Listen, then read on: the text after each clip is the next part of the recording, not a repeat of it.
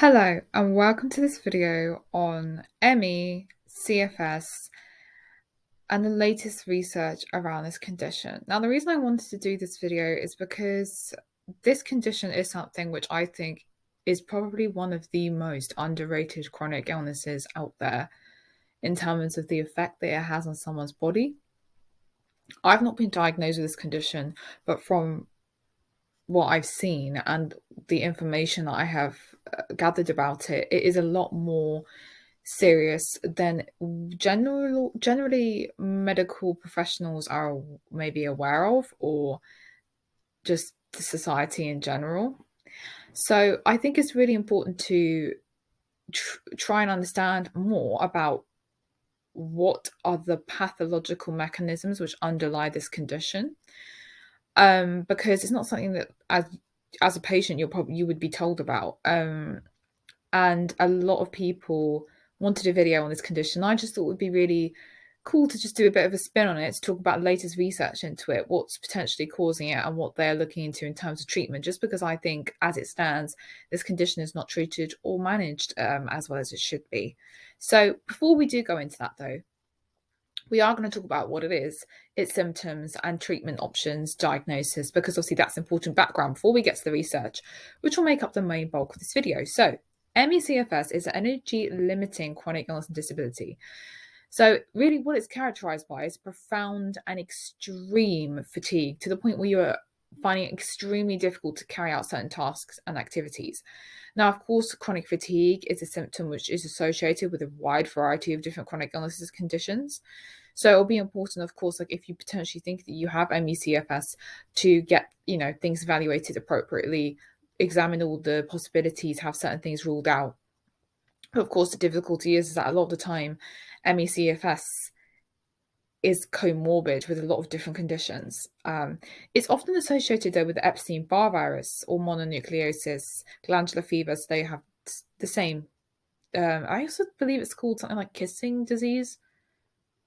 I can't remember, something like that, because it's spread through saliva contact and saliva.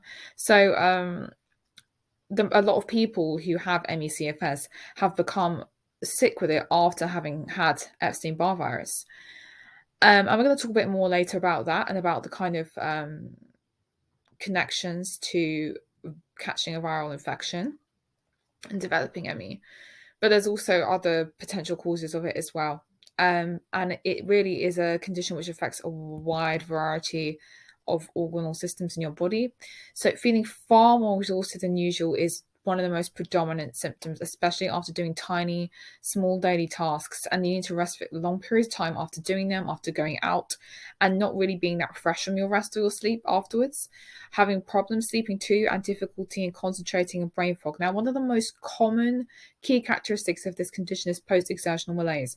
So that happens after you go outside, for example, about 12 to 48 hours reportedly, about that period of time after you've done the exertional activities, whether that's going outside or doing something which is like exercise or going for a walk, you will have this massive increase in your symptoms, which could outlast for days or weeks. So again, of course, this is something which can happen with lots of other conditions too, in terms of like the increase in symptoms after you've done something which triggers them. But the key thing with ME/CFS is that it's the exertion, it's the fact that you are doing something which requires physical activity, even if it's really minimal physical activity, and your body is really struggling to cope with that. And actually, this is why ME used to be called something like systemic exertional intolerance syndrome. It used to be called that. And it was also called post-viral syndrome. There were lots of different names for it, something to do with inflammation as well. So in general, that's how it's characterized a lot of the time. But there are less known symptoms which affect the whole body. So like joint pain, muscle pain, swollen lymph nodes is a common symptom with ME as well. But of course, that can happen in other immune system disorders. Headaches and migraines, dysautonomia. Now, what's really interesting about this, from what I did with when I was doing the research into this video, is that this is actually one of the key issues that people with ME/CFS have, and the reason that is because of the way ME/CFS comes about in the body. It actually causes dysautonomia as one of the main problems. So feeling extremely dizzy and stuff on sitting up, finding it kind of hard to stand. This is very common in ME. and things like POTS, for example, post-operative tachycardia syndrome, which is I have another video on. So having sore throat, sinus pain too, and very intense sensitivity to light, sound, smells, and chemicals. Now that's not the exact same type of sensitivity as migraine sensitivity to light, sound, smells, and chemicals, although of course it can overlap, but it's just generally bodily not liking those things and feeling sick, and also organ system shutdown. So that's in the, of course, extreme severe cases of ME and CFS. So I want to talk about severity scale briefly. So there is a severity scale, which is from Action ME here, but there's also different ones, and it kind of lists: are you mildly affected? Are you moderately affected? Are you severely affected? Based on what you can do.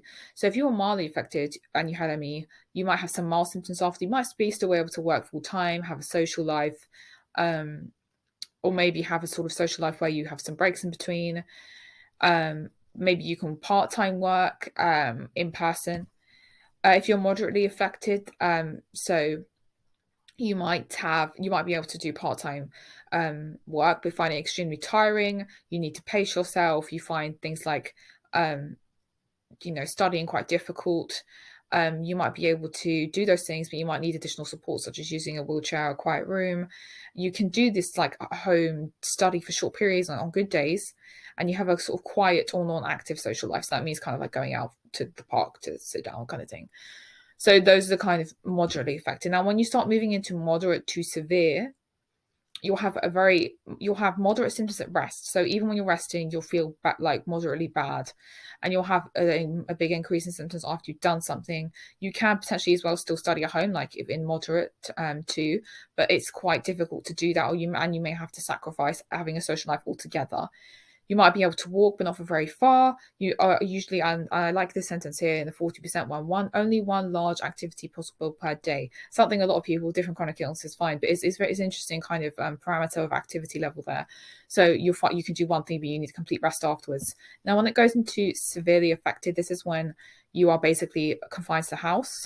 You are using a wheelchair potentially full time, only be able to do very, very small tasks. Studying is pretty much impossible, extremely difficult. So is working, and when it gets to even more severely, you're finding it hard to even sit up, and you're just staying in bed only. You can't focus or concentrate on anything for more than 10 minutes at a time. You're finding it hard to even see or communicate with people for very brief conversations, and you might need personal care. Interestingly, I didn't know this, but towards the end or to the end of the severity scale here, some more common things are sudden jerks and adrenaline rushes. Now, I think, again, this may be potentially due to the autonomic dysfunction that is really common in ME and how that comes about. But it was interesting that that happens even more so to that extent towards that end of the severity scale. So, at 0% here, almost 5%, as I was saying, you're having these really severe symptoms and finding it hard to do pretty much anything. So who gets it? Well, the thing is, ME can affect anybody. That's the thing, because one of the main things which triggers ME, based on research and based on what people have done into why are people getting it, are viral bacterial infections, and they don't discriminate at all in terms of age, gender, ethnicity, nothing. So really anybody can get ME. The viral bacterial infections which have been most commonly associated with it include Epstein-Barr virus, HIV, some of these ones here, pneumonia, rubella, herpes, HIV, I've already said HIV, things like that. So it's also something I am aware, and I've read that Lyme disease as well is another infection which may trigger ME too. So basically, sometimes instead, people who've gone through not particularly infection, but something of that, like in terms of the fact it's massively put a stress on the body physically. So it can be some kind of big stressful traumatic event in your life, or an autoimmune disease or something like that. Something which is messed up with your immune system and messed up with your bodily systems in general, that can also trigger it. Because the thinking behind ME is that something happens to your body, so it can be an infection, it can be an autoimmune disease, it can be some traumatic event. Your your kind of whole body homeostasis is completely thrown off, your balance is thrown off. And a lot of the time it activates your immune system in inappropriate ways through inflammatory chemicals, T cell activation, cytokines, and it also throws something called the HPA axis off, which is a hypothalamic pituitary adrenal axis. Now this axis is the hypothalamus pituitary gland in your brain, your adrenal glands just above your kidneys. They communicate together to control different hormones in your body. So things like cortisol, and a lot of people apparently with ME have low normal cortisol. So they don't have it so low that they have, the pathological diseases which are associated with that. Your body can still produce cortisol, but it's on the lower side of things. And it's interesting that that is the case, because it's suggesting that axis is a bit confused. So this ties in with the kind of thing of adrenal fatigue, which is something, of course, which is not really, well, it's not validated in medicine yet, but it's interesting that I think that ME, there has been some research into how the HPA axis is thrown off by it. And it's an axis which can actually be thrown off by a lot of different conditions as well. So, of course, that makes a lot of sense. So the diagnosis. So the thing with the ME is that there's no particular blood test to rule out to diagnose ME. There's no marker, there is no way of 100% telling. And that's a shame because there is so much research into this, identifying different things, but it's not being implemented in medical cares or medical systems to act as biomarkers for the illness. So really the way of diagnosing it is to rule out everything else which it could possibly be, which is of course a lot of things. When it comes to chronic fatigue and feeling really bad, that could be a wide variety of conditions like autoimmune diseases like lupus, Sjögren's, sclerosis, the autoimmune thyroid diseases, or hypothyroidism, hypothyroidism. It could be Addison's disease, adrenal disease, diabetes. I'm just trying to think of different things which could cause chronic fatigue. Of course, hypermobility syndromes, post-hospital tachycardia syndrome, which of course, ironically, is so common in ME anyway. Maybe some allergy disorders, blood disorders. So many different things are going to have to be ruled out first to be 100% that you have ME. And of course, then again, saying that a lot of those illnesses may be in conjunction with ME. You might have scans to rule out other conditions as well, depending on what your symptoms are. And of course, the physical exam and questions around your energy levels are going to form a big part of it. Other things like tilt table tests, 24-hour blood pressure monitor to see if you have that autonomic dysfunction is going to be a big part of it as well. So when it comes to treatment, like I was saying earlier, treatment is kind of like not very extensive at the moment in terms of what's offered. There's physiotherapy and there are pain medications, which are the same type of pain medications that you would be offered if you had fibromyalgia, hypermobility, or disorders which affect your pain in your body.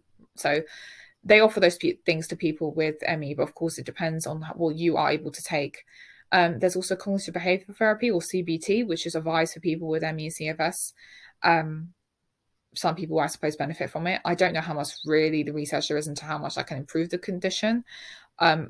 Of course, it could help mentally, but as well, I'm about to talk about ME CFS is a disorder which is very physical. So, those past illnesses are extremely real. Energy conservation and management. This is one of the most crucial things which is needed, because a little while ago, and only until very recently, was graded exercise therapy one of the main ways of treating people with ME, thinking that they can gradually build up.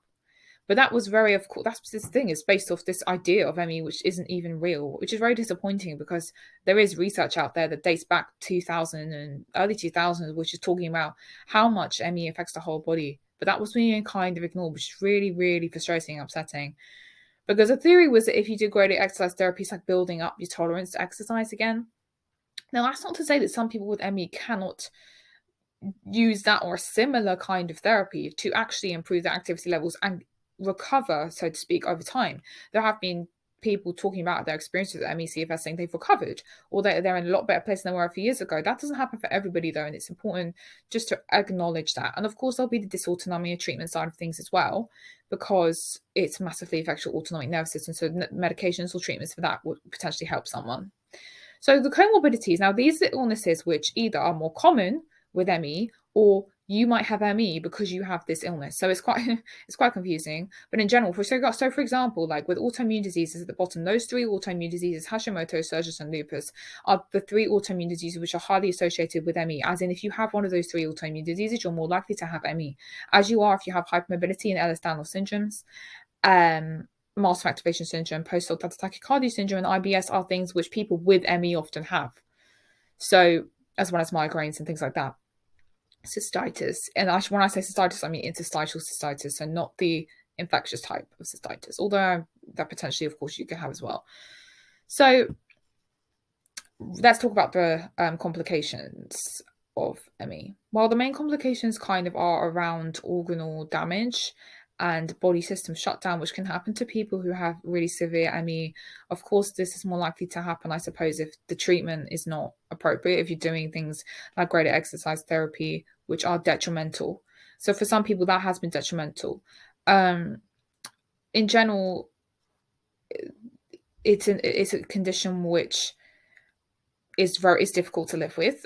And there have been reports of people who have unfortunately died of ME because of how severe it has become, to the point where they don't have the energy to do anything, don't have the energy to even eat, they can't feed themselves, they can't, they just can't function, as we were looking at on the severity scale.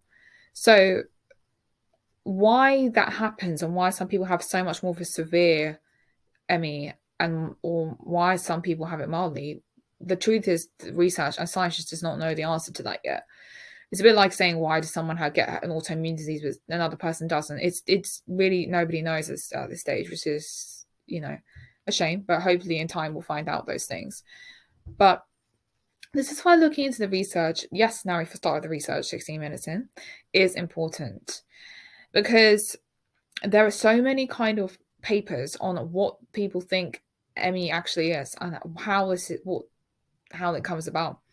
Now, one that was only published fairly recently, 2020, was that there was a study done in somewhere in Europe about how ME actually may have an autoimmune cause for some people with ME. That's why I want to stress that, because they did conclude in that paper that for some, not for all. So that's probably going to be potentially maybe more likely someone who already has an autoimmune disease or has autoimmune disease in their family.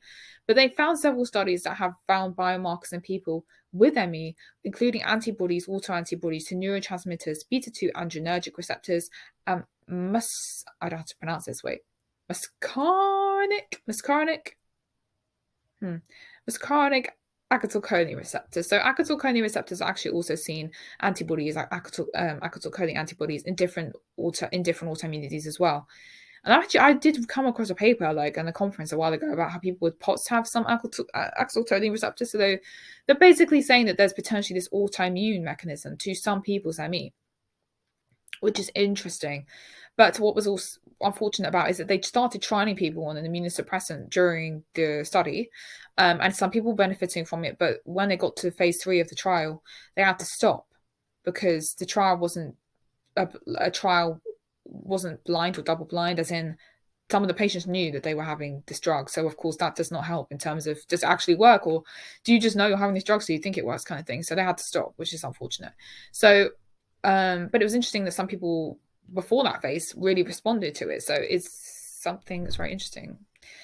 Now, a big part of that study and all the other studies that have often arisen around ME is that endothelial dysfunction is a massive, massive factor, it seems, in ME. Now, endothelial cells basically make up so much of your body, but in this context, they are largely talking about the blood vessels in your body. So sometimes it's antibodies or sometimes it's inflammation. Different studies say different things. But the endothelial dysfunction, which arises because of that immune system dysregulation, is what causes, they think, some kind of dysautonomia and low oxygen and fatigue levels in people who have ME.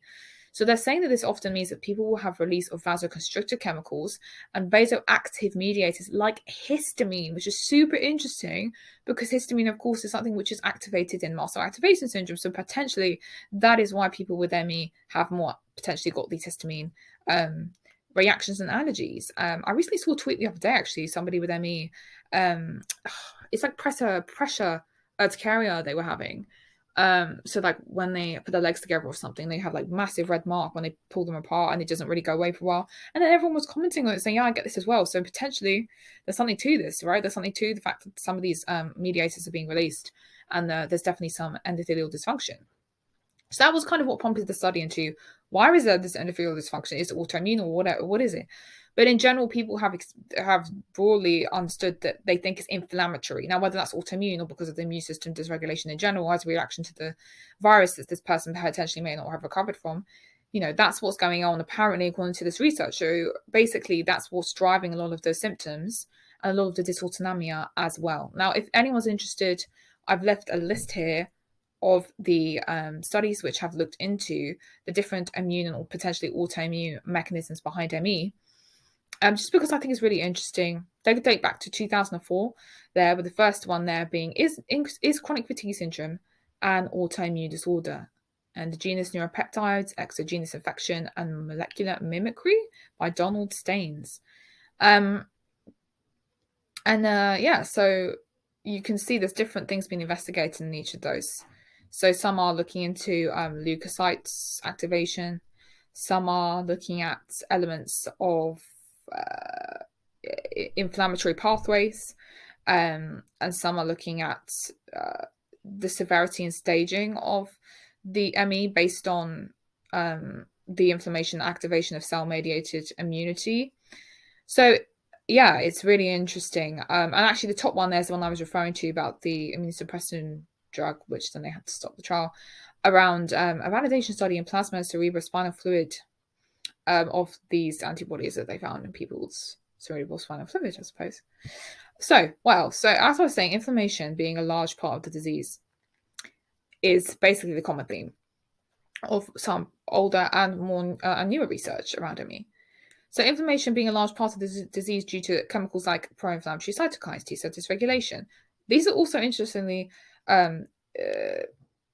components of the blood and body which are in excess in lots of other disorders as well. So allergy disorders, autoimmune diseases, certain types of, basically a lot of different conditions, because a lot of different conditions cause this disruption. But as I was saying near the start of the video, basically the overarching theory is that a failure to re-achieve bodily homeostasis after stress or illness or disease is what contributes to ME. So of course that could be viral, but it could be anything. So I've taken a little diagram here, which is a lot. It's a lot, isn't it? A lot to look at, but it's from a really good paper, which I've put the caption to there, by someone called Louis Nakul. They wrote it. Of course, I don't know this person's gender identity, with a lot of different people. So basically, as you can see here, at the top, it says initial responses to predisposing factors in insults. So that could be your initial response to an infection, your initial response to something really stressful that happened in your life, and your initial response to an autoimmune disease. This triggers an immune system response, which then triggers a central nervous system response, which kind of keeps going round and round and round. Now, eventually, this leads to a hyperinflammation state in the body. And as your body attempts to try and combat that, not very successfully, things such as oxidative stress, endothelial dysfunction, cell dysfunction, and mitochondrial dysfunction occur, which lead to systemic hypermetabolic states, and even in some cases, some metabolic failure, neuroendocrine, autonomic, and circulatory dysfunction. So as you can see, basically, what it takes is this initial response to go completely wrong in terms of the person's inflammation, hyperinflammatory state, causing all of these dysfunctions, causing these metabolic dysfunctions and issues, and endocrine autonomic dysfunction as well. So that it's such a bodily wide disease, it makes me frustrated that it's not known enough. But essentially, to summarize, the papers say this is the paper at the side here. That diagram came from. But the paper also summarizes basically a dysregulation. Oh, sorry, my bad. This is a new paper. So this new paper basically summarized that ME is a dysregulation of these 6 things: inflammatory immune response, your autonomic system and endothelial vascular mechanisms, your neurological system, your hormonal system and hypothalamic pituitary adrenal axis, your ATP energy sequencing and amino acids processing in your body, and your metabolic systems. They're all so in touch with each other, right? Because they've all been triggered by that first point, the inflammatory immune response going wrong. And the problem in ME is that they can't calm down, essentially. So what I've done here is I've put this really good table, which I copied and pasted from that paper. So this is not my own research, this is theirs. But it's really interesting. So they've listed the different mechanisms through which ME, CFS affects the body and what is actually going on, like biologically, biochemically. Now, what I've done there is the the headings which are in green are the headings which are backed by more research. The headings which are in red are more newer studies which have only just emerged over the past couple of years. Now, that doesn't mean they're wrong. It just means there's not as much research behind them. So I'll start with the green ones.